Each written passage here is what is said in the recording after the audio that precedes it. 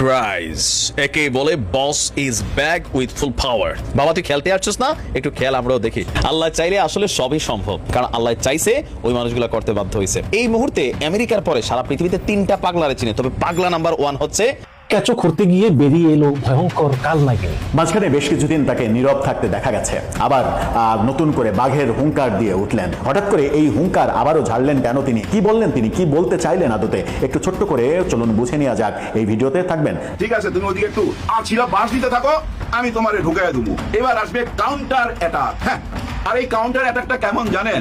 ওই যে ইসরায়েল থেকে যে মিসাইল মারতো, আর ওই যে ইরান এন্টি মিসাইল মাইরা আকাশেই ধ্বংস করে দিত কিছুদিন আগে আমরা দেখছি না, ঠিক তেমনি আকাশেই ধ্বংস করে দিবে, হাওয়ার উপরেই ধ্বংস করে দিবে। খেলাটা মারাত্মক ভাবে জমলো না? যেখানে বাংলাদেশের সবার খেলা শেষ হবে, সেখান থেকেই ডক্টর ইউনূস সরকারের খেলা শুরু হবে। তার হাতে কিন্তু শেষ খেলা এখনো রয়ে গিয়েছে।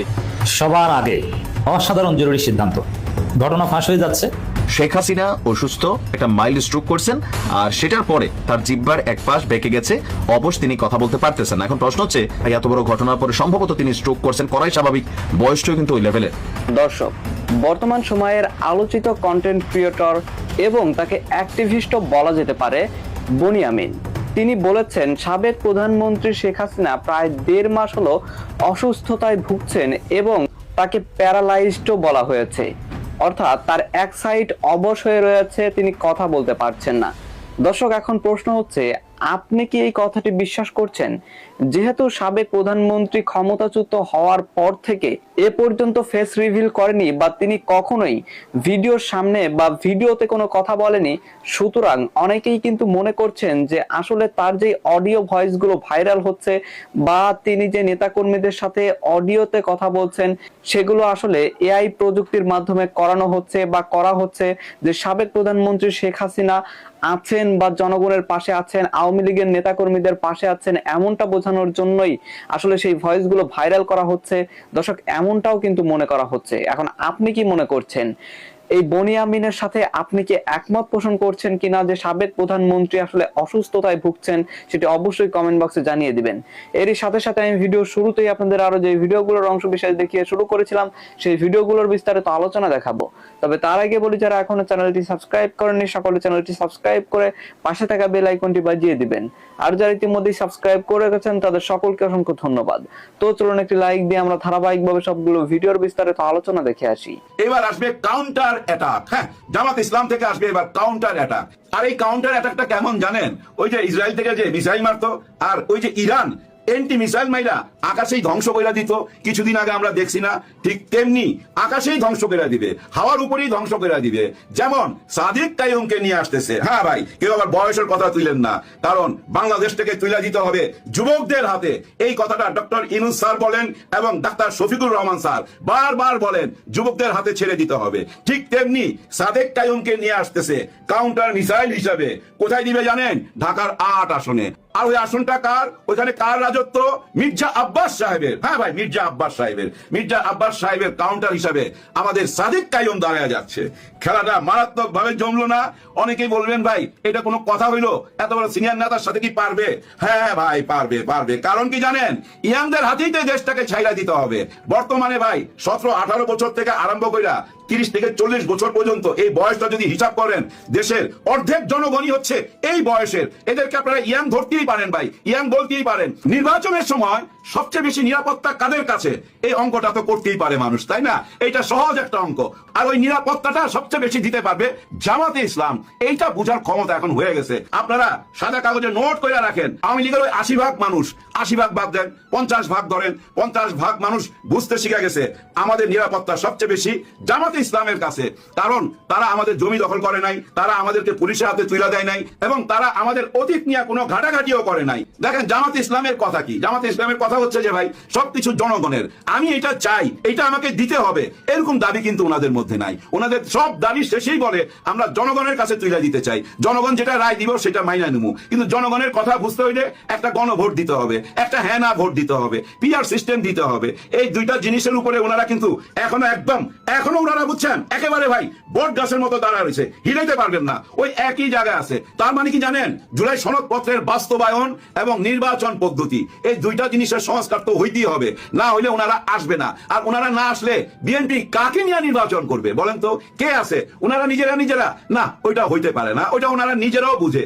যার জন্য একটা কথা শোনা যাচ্ছে, দেখেন না, যে জামাত ইসলাম এবং বিএনপি ওনারা কিন্তু কোন একটা জায়গায় এক সুরে গাথা, এক জায়গায় গাথা। হ্যাঁ ভাই, একটা জায়গায় গাথায়। কোন জায়গায় গাথা জানেন? ফেব্রুয়ারি মাসে নির্বাচন হইতেই হবে। এই বিএনপি আর জামাত ওই একটা জায়গায় অমর, ফেব্রুয়ারি মাসের প্রথম সপ্তাহে নির্বাচন হইতে হবে, ওই জন্য ওই কথাগুলো বলে। কিন্তু কেউ যদি মনে করেন জামাত ইসলাম আর বিএনপি তলে তলে হাত মিলাইয়া আমাদের জনগণের সাথে প্রতারণা করবে, এরকম ভাবনা থেকে অনেক দূরে থাকবেন। এগুলো বিশ্বাস কইরা নিজের ঈমান নষ্ট করবেন না। হ্যাঁ ভাই, নিজের ঈমান নষ্ট করবেন না, কোনো গুজব কানে নেবেন না। কেউ যদি ভাইবা থাকেন 5ই আগস্টের পরে জামাত ইসলাম মাথা চারা দিয়ে উঠছে, খুব ভুল করবেন। ওনারা মাথা চারা দিয়ে উঠছে অনেক আগেই, ওই মাথাটা আমরা দেখতে পাই নাই ভাই। কারণ কি জানেন? ওই যে বলে গুপ্ত গুপ্ত, কেন গুপ্ত হবে না? আপনারা মাথা তুললেই তো ওই মাথা থেতলায় দিতে, বিশ্ববিদ্যালয়ে মাথা থেতলায় দেন নাই ইট দিয়া, মাথা থেতলায় দিচ্ছেন তো। এই যে বুয়েটে শুধু নামাজ পড়ার কথা বলতে একটি ছেলে, হ্যাঁ অনেকে বলতো ভাই নামাজ পড়বেন, এই নামাজ পড়ার কথা বলাতে শিবির ট্যাগ দিয়া সারা রাত অত্যাচার কইরা আব্রাহামকে কিভাবে পৃথিবী থেকে বিদায় করলো, এটা আপনারা ভিডিও ক্লিপগুলো দেখেন নাই? দেখছেন তো ভাই, তাহলে গুপ্ত থাকবে না কেন? যুদ্ধের মধ্যে সব জায়েজ ভাই, সব কৌশল জায়েজ। ওনাদের এই কৌশল এখন 100% সফল। 4টা বিশ্ববিদ্যালয় ফলাফল দেখেন, 100% সফল। যার কারণে সাদিক কায়ুমকে নিয়ে আসছে এন্টি অ্যাটাক হিসাবে। হ্যাঁ, এই যে মির্জা আব্বাস কিন্তু বহুত বড় নেতা, কিন্তু খুব শক্তিশালী নেতা। এই হেভি ওয়েট একটা নেতাকে সরাইতে হইলে ভাই এমন একটা মিসাইলই লাগবে সাদিক কায়ুমের মতো। আবার কেন্দ্রীয় সভাপতি, ছাত্র শিবিরের কেন্দ্রীয় সভাপতি জায়েদ ইসলাম, তাকেও কিন্তু ঢাকা থেকে দেওয়া হবে। ঢাকার কোন জায়গা থেকে দেওয়া হবে 2-1 দিনের মধ্যে ঘোষণা চলে আসবে।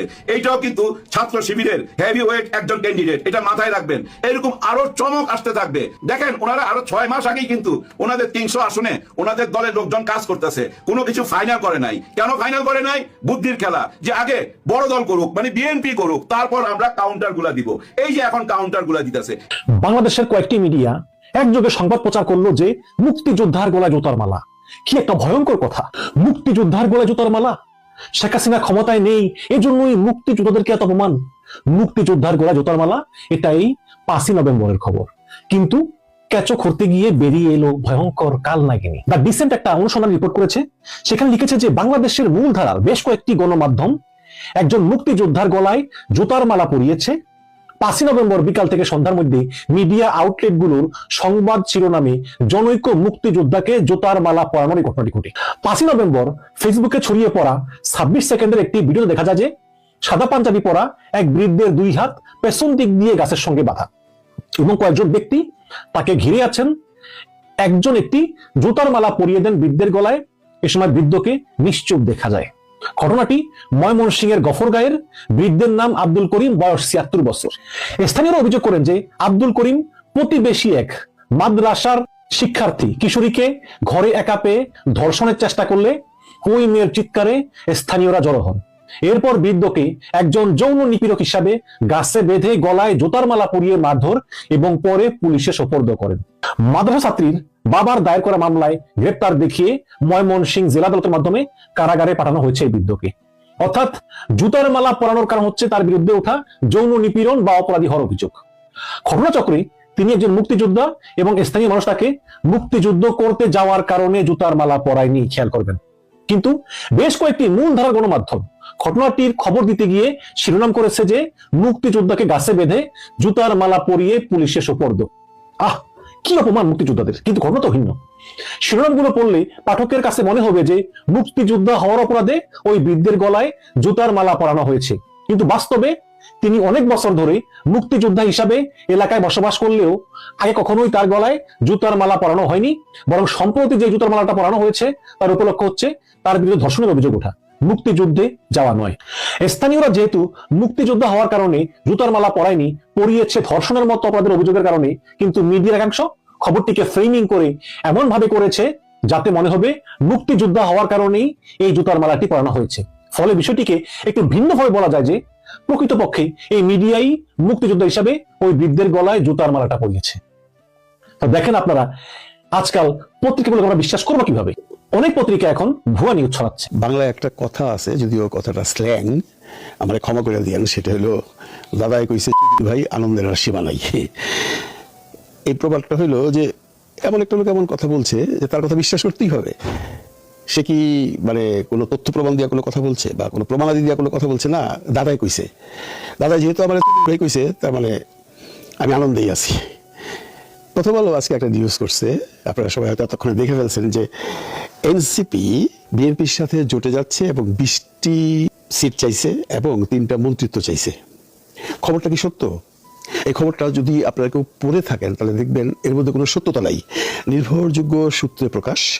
এনসিপির কয়েকজন নেতার সাথে কথা বলেছি, বিএনপির কয়েকজন নেতার সাথে কথা বলেছি, কিন্তু কার সাথে কথা বলছেন, কে বলছে এনসিপি 20টা সিট চাইছে, কে বলছে এনসিপি 3টা মন্ত্রিত্ব চাইছে, সেটা কিন্তু প্রথম আলো বলতে পারে নাই। যিনি লিখছেন, যিনি সংবাদটা করছেন, উনি একটা কাঁচা সাংবাদিক।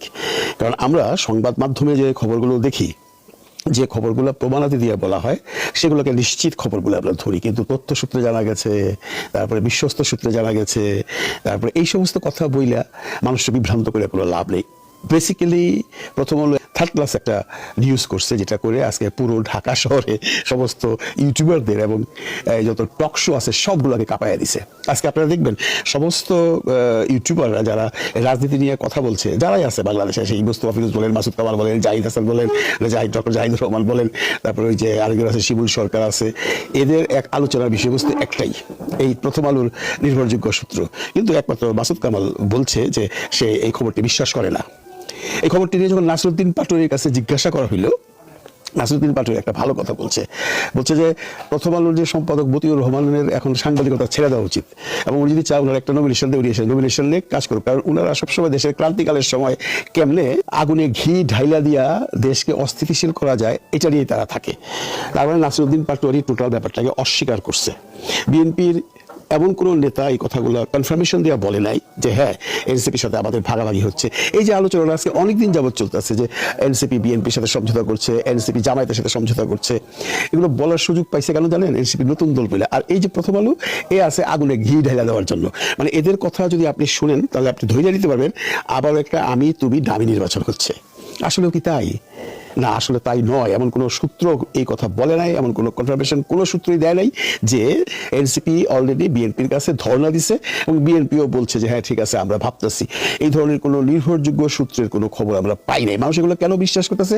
একটু যদি আমরা পিছনে যাই, দেখেন বেগম খালেদা জিয়া সম্পর্কে যখন বলা হইলো যে উনি 3টি জায়গায় প্রার্থিতা হচ্ছেন, তখন এনসিপি প্রথম ডিক্লারেশন দিল যে আমরা বেগম জিয়ার এগেইনস্টে কোনো প্রার্থিতা দেবো না।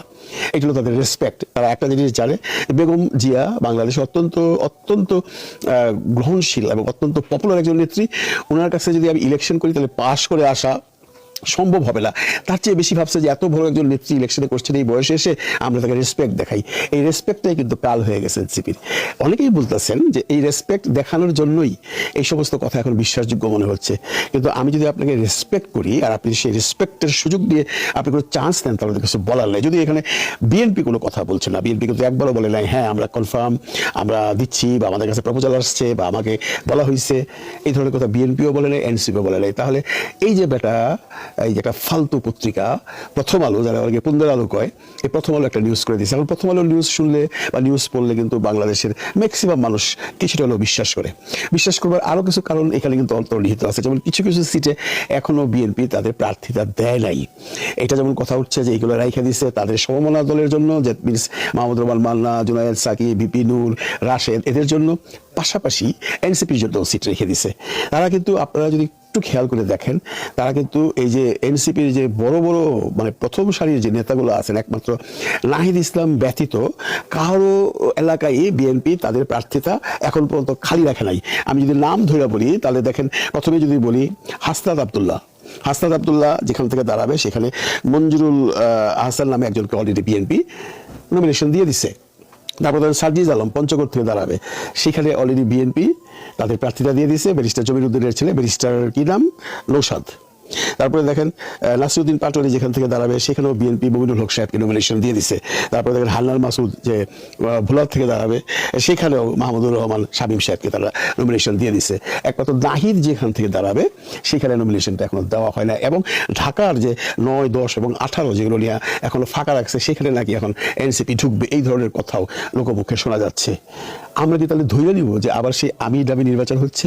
না, বিএনপি যাই বলুক, প্রথম আলো যাই বলুক, এনসিপি যাই বলুক, নির্ভরযোগ্য সূত্রে যাই বলুক, মূল খবর হচ্ছে যে এনসিপি এখন চেষ্টা করতেছে তাদের 300 আসনই দেওয়ার জন্য। তারা 300 আসনই প্রার্থিতা দেবে এবং এমনও শোনা যাচ্ছে যে বিএনপিতে যারা নমিনেশন পায় নাই এমন অনেক বড় বড় নেতা আছে, আপনারা জানেন বিএনপিতে প্রতিটি কনস্টিটিউন্সি থেকেই 4 জন 5 জন 6 জন করে প্রার্থিতা আছে, মিনিমাম তো 3 জন আছে। সেখানে যদি কোনো কারণে জোটের কাউকে দেওয়া হয় তাহলে ওইখান থেকে যারা ওই এলাকার পপুলার তাদেরকে এনসিপি চাওয়াটা স্বাভাবিক। তারা তো একটা বড় দল করতে চাচ্ছে। এখন মানুষের কথা শুনে তো লাভ নাই ভাই, কারণ একটা হিসাব কিন্তু এনসিপি করে ফেলছে। যদি এনসিপি এটার মধ্যে ছিল যে আপনি জোটবদ্ধ হলেও আপনাকে নিজের সেই মার্কা নিয়ে দাঁড়াইতে হবে, এনসিপি তো এটা বুঝিয়া গেছে যে মনে করেন এনসিপি ঢাকা একটা আসন পাইলো, বিএনপি ছেড়ে দিল, বিএনপি তার কোনো প্রার্থিতা দিল না, কিন্তু সে তো এনসিপি যখন দাঁড়ায় তখন কিন্তু আপনার এই শাপলাকলি নিয়ে দাঁড়াইতে হবে, সে কিন্তু ধানের শীষ নিয়ে দাঁড়াইতে পারবে না, যদিও তার সাথে জোট করছে।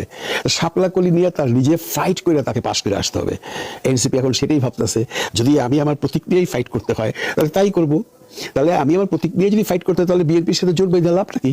এই ধরনের চিন্তাই এখন হয়তোবা এনসিপির মধ্যে আছে। যে শেখ হাসিনা অসুস্থ, একটা মাইল্ড স্ট্রোক করছেন, আর সেটার পরে তার জিহ্বার এক পাশ বেঁকে গেছে, অবশ তিনি কথা বলতে পারতেছেন না। এখন প্রশ্ন হচ্ছে এই তথ্য বনিয়ামন কোথায় পাইছে? এটা কি কোন রকম অথেন্টিক তথ্য? যে তারও তো অনেক বড় নেটওয়ার্ক আছে বিভিন্ন জায়গায়, ভালো কথা। তো ওই রকম যে হাসপাতালে দিল্লির চিকিৎসা করেছে সেখান থেকে কি কোনো জিনিস তার কাছে আসছে, বা কোনো মেডিকেল সার্টিফিকেট অথবা সামহাও কারো বক্তব্য? না, বনিয়ামিন আসলে এখানে যে পারসেপশনটা তৈরি করতে যাচ্ছেন, এটা মাঝে মাঝে আমিও আমার অনেক ভিডিওতে বলি যে কেন শেখ হাসিনা ইস্যুতে একটা পারসেপশন তৈরি করা যাচ্ছে। মেইন কারণ হচ্ছে গেল 15 মাস তিনি কিন্তু কোন রকম ভিডিও সাক্ষাৎকার দিচ্ছেন না। ওনার যতগুলো বক্তব্য আসতেছে সরকারের পক্ষ থেকে বা বিভিন্ন সময় যেগুলো উস্কানিমূলক, সেগুলো আওয়ামী লীগই দাবি করে যে এআই করে ওনার নাম দিয়ে চালাই দেওয়া হচ্ছে। আবার অনেকেই দাবি করেন যে ওনার বিষয়গুলো এআই কর্তৃক অডিও রেকর্ডেড করে এই বক্তব্যগুলো মার্কেটে ছাড়া হচ্ছে। সবার কাছে একটাই প্রশ্ন, তিনি কেন ভিডিও বক্তব্য দিচ্ছেন না? অথবা আন্তর্জাতিক গণমাধ্যম রয়টার্স থেকে শুরু করে এএফপি, এগুলোতে সাক্ষাৎকার দেওয়া তো সোজা না, ইমেইলের মাধ্যমে তিনি দিচ্ছেন অথবা ভয়েস টু ভয়েস দিচ্ছেন, কিন্তু কেন তিনি কোনো ভিডিও ফুটেজ দিচ্ছেন না? আর এই ভিডিও ফুটেজে হাজির না হওয়ার কারণে অথবা বিভিন্ন জায়গায় পৃথিবীর যে আওয়ামী লীগের প্রোগ্রামগুলো হচ্ছে সেখানে যখন তিনি কনফারেন্সে যোগ দিচ্ছেন বাট অডিও ভয়েসে, তখনও কিন্তু অনেকের মধ্যে একটা পারসেপশন তৈরি হয় যে শেখ হাসিনা কি আসলে বেঁচে আছেন অথবা তিনি কি সুস্থ আছেন। বাইচে আছেন 100%, বাট অসুস্থ আছেন, এই পারসেপশনটাই কিন্তু আসলে যারাই চাক, এখন বনিয়ামিন যেমনটা বলছে, এর আগে বিভিন্ন জন যেমন বলছে, এটা কিন্তু তৈরি হয়ে যাচ্ছে। আওয়ামী লীগের নেতাকর্মীদের সাথেও ওনার যতটুকু কনভারসেশন, ফোন আলাপ, কোথাও সর্বশেষ গত 14-15 মাসে শেখ হাসিনা দেখতে কেমন হয়েছে, ওনার চুলগুলিকে একটু পাকলো বা তিনি কি একটু ফর্সা হলেন, চেহারাটা কি ভেঙে গেল, নেতাকর্মীদের জন্য তিনি সরাসরি সামনে কেন আসছেন না, এটা নিয়ে কিন্তু আসলে এখানে নানান ধরনের আলাপ আলোচনা চলছে। যার কারণে বনিয়ামিন এখন এই মুহূর্তে মার্কেটে খুবই জমজমাট, বিশেষ করে জামাত ইসলামের পক্ষে খুবই শক্ত অবস্থান। এনটি বিএনপিতে আছেন অনেকটা, তো স্বাভাবিক জামাতের যারা সাপোর্টার শ্রেণী আছে তারা রাতারাতি বনিয়ামিনের একটা ভক্ত হিসেবে তৈরি হয়েছেন, পিনাকি দ্বারা ভক্ত হিসেবে তৈরি হয়েছেন। তো সেখান থেকে বনিয়ামিন যখন একটা বক্তব্য দেয়, এটা একটা ন্যারেটিভ তৈরি করে। আবার এই ন্যারেটিভটা শেখ হাসিনাও একাংশে বা আওয়ামী লীগের একাংশে তৈরি করে রাখছে। কেন? গেল 15 মাস প্রকৃতপক্ষে শেখ হাসিনা তিনি কিন্তু কোনো ভিডিও বক্তব্য, ভিডিও কনফারেন্স অথবা কোন রকম ওনার ফুটেজ, ছবি কোনো কিছু আসছে না, যার কারণে মানুষের মধ্যে একটু পারসেপশন তৈরি হচ্ছে যে আসলে তিনি মারা যান নাই, যেটা মারা যাওয়াটা টোটালি গুজব। কারণ শেখ হাসিনা আমাদের ক্যারেক্টার মারা গেলে বাংলাদেশ তোলপাড় হবে, সারা পৃথিবীতে এগুলো নিউজ হবে, কিন্তু অসুস্থ আছেন এটা আসলে সত্য নাকি মিথ্যা, এটা কনফিউশনটা দূর করার জন্য একটাই রাস্তা। এখন শেখ হাসিনা বা আওয়ামী লীগের রাজনৈতিক অবস্থান থেকে তারা সেটা করবেন কিনা জানি না, সেটা হচ্ছে শেখ হাসিনা একটা ভিডিও বার্তা দেওয়া দরকার যে তিনি আসলে সুস্থ আছেন। কারণ যতই কর্মীরা মুখে মুখে বলুক ওনার কথা, কিন্তু যখন এই ধরনের ন্যারেটিভ সামনে আসে, যুক্তি তর্ক দিয়ে মানুষকে বোঝানো হয়, তখন কিন্তু মানুষের একটা পারসেপশন তৈরি হয়ে যায় যে না ভাই, এত বড় ঘটনার পরে সম্ভবত তিনি স্ট্রোক করছেন, করাই স্বাভাবিক, বয়সটাও কিন্তু ওই লেভেলের। তো শেখ হাসিনার বিরুদ্ধে যত প্রোপাগান্ডা ছড়াচ্ছে বা পারসেপশন ন্যারেটিভ তৈরি হচ্ছে, এইটাকে দূর করার একমাত্র উপায় হচ্ছে কোনো ভিডিও কনফারেন্সে তিনি কথা বলা, হোক দেশে বিদেশে, ভারতে, যেখানেই হোক। তখন হয়তো যারা ন্যারেটিভ তৈরি করছে বা বিভিন্ন মানুষ বিভিন্ন যে পারসেপশন দিচ্ছে, মানুষ তখন তাদের মতন করে বিশ্বাস করে নেবে। দর্শক, আমি আশা করছি আপনারা সকলে অত্যন্ত মনোযোগ সহকারে সবগুলো ভিডিও দেখেছেন। এমনকি দর্শক, যদি এই ভিডিওগুলো সম্পর্কে আপনাদের কোনো মতামত থেকে থাকে তাহলে তো অবশ্যই জানাবেন। দর্শক, নিউজটি শেষ করছি এখানেই, ফিরছি পরবর্তী নিউজে নতুন কোনো টপিকে। আল্লাহ হাফেজ।